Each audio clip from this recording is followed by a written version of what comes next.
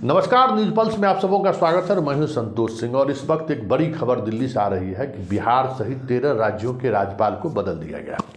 हालांकि देखिए, राज्यपाल का पद भी राजनीतिक पद है और एक राजनीतिक उद्देश्य से ही इस तरीके की नियुक्ति होती है।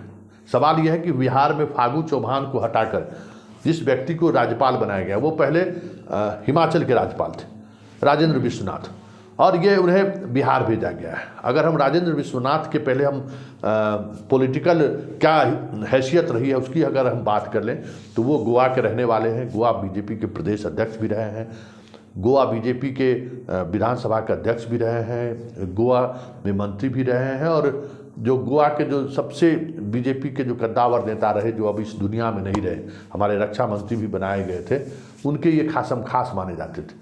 लेकिन राजनीतिक परिस्थिति ऐसी बनी कि उनके दुनिया से जाने के बाद इनको भी राज्य से बाहर कर दिया गया। लेकिन इनकी छवि एक ईमानदार मंत्री की रही है, एक ईमानदार व्यक्ति की रही है, और उसका कह सकते हैं कि राजनीतिक रूप से कहीं न कहीं इसका लाभ भी इनको मिला है बिहार जैसे राज्यों का राज्यपाल बनाकर।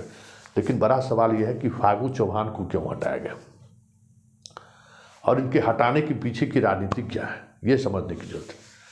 तो आप गौर करेंगे कि फागू चौहान के कार्यकाल के दौरान बिहार में जो उच्च शिक्षा है उसको लेकर लगातार सवाल खड़े किए जा रहे थे। वाइस चांसलर की नियुक्ति को लेकर सवाल खड़े किया जा रहे थे। यूपी के ऐसे भ्रष्ट से भ्रष्ट व्यक्ति को ये राज्यपाल बना रहे थे जो बिहार में आकर भी लूट मचाए हुए थे। सेशन सही नहीं हो रहा था, इसको लेकर नीतीश लगातार सवाल खड़े कर रहे थे। शिक्षा मंत्री द्वारा सवाल खड़ा किया जा रहा था। तो क्या फागू चौहान को बिहार से नीतीश को खुश करने के लिए हटाया गया है? बड़ा सवाल है, क्योंकि फागू चौहान बिहार के राज्यपाल बनाए गए थे तो एक राजनीतिक रूप से जो बिहार के सोशल समीकरण है, सामाजिक समीकरण है, अति पिछड़ों को साधने का, उसका भी क्या ध्यान रखा गया था। और वो शुरुआती दिनों में तो अति पिछड़ों का सम्मेलन भी अपने जाति का बुलाना शुरू कर दिए थे। राजभवन अति पिछड़ों से जुड़े हुए जो भी नेता थे उनका कह सकते हैं कि वहाँ पे रोजाना बैठकी लगती थी। एक माहौल बनाने की कोशिश हुई थी फागू चौहान के सहारे, लेकिन उस माहौल को ठीक 2024 से पहले बदलने की जो कोशिश हुई है कि गोवा को व्यक्ति को बिहार का राज्यपाल बनाया गया। संदेश क्या है? क्या ये बदलाव नीतीश और मोदी के बीच कुछ चल तो नहीं रहा है?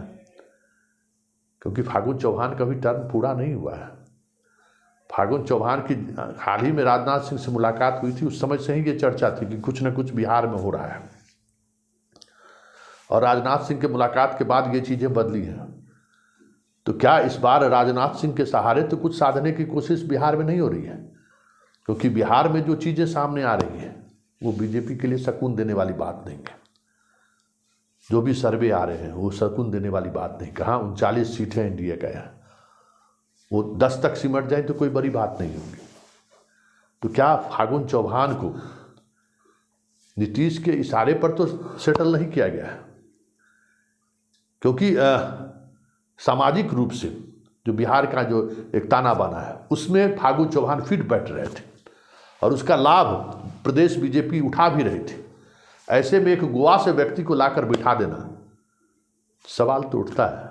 और सवाल जब उठेगा तो ये भी समझने की कोशिश होगी कि आखिर बिहार को लेकर मोदी सोच क्या रहे हैं। हम बार बार कहते हैं 2024 और 2029 को लेकर जो चीज़ें चल रही हैं वो बहुत मुश्किल है समझना। तो ये राज्यपाल का बदलाव स्वाभाविक प्रक्रिया नहीं है। ये बदलाव कहीं न कहीं संकेत है कि आने वाले समय में बिहार में बहुत कुछ भी बदलने को है, और उस बदलाव का असर बिहार की राजनीति पर पड़ेगा ये भी तय लगता है।